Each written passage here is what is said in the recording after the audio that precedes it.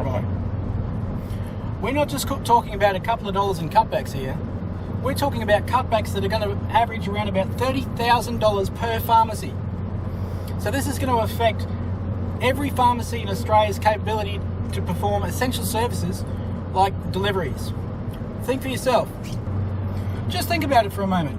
Do you have a friend, a neighbour or a relative of somebody, say, over 65 years old that relies on the free delivery services that pharmacies Australia-wide provide to keep them out of nursing homes? If you do, then this latest cutback that the government's done, this applies directly to you.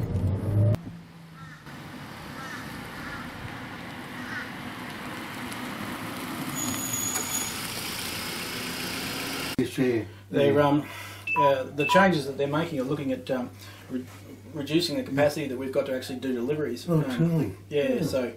There's something we can do with that, isn't it? No. Well, you know, it's going to make life very difficult for people in your situation. That's right, exactly, Because when you have to have it pretty well each week, you know, and get things like sent up, like, it's like after doctor's visits, and, you know, some things you can't predict, can you? Ahead, you know what they're going to order. That's right, yeah. So, what would be what you'd like to say to Luke Howarth and the Liberal Party as far as that goes? Well, I'd like to say to leave the cuts, like leave it untouched.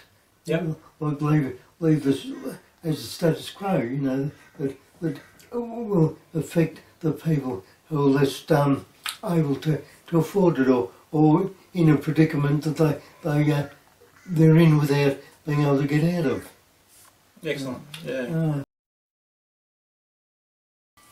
There's more to it than just standard pharmacy cutbacks.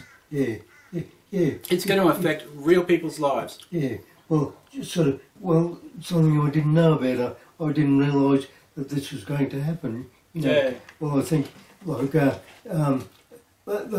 look at ways where they can save money, whether it's the right thing to do or not. It's just what they think themselves, and because they're not in a position like us at all. That's right. Yeah. But these changes, I think you'd agree with me that enough is enough. Oh yeah, that's right. Yeah. Well, it's something we can do without, Steve. Absolutely. We can't. We can't. So you'd say it would be extremely difficult for you to maintain your. Well, the least, the people that it affects the most are the ones who are really they're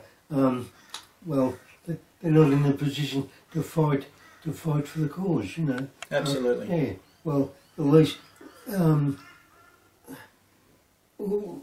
able to do things for themselves, you know. Similarly marginalised in a way, you know. Absolutely. So that's what we're talking about.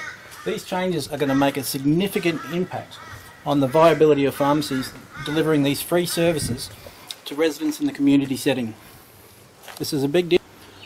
So at the moment I'm employing staff to go and do deliveries for free, no cost at all to the consumer. This service will not be able to continue with these cutbacks in effect the way they are. It's just not going to happen. So the problem is, I'm only one voice here at Woody Point. We need to get the message out to the politicians to say enough is enough. So the problem is, I'm only one voice. We need thousands of signatures on our campaign such that the big people in Canberra can hear our message. And our pharmacy and our pharmacy services, they're under threat.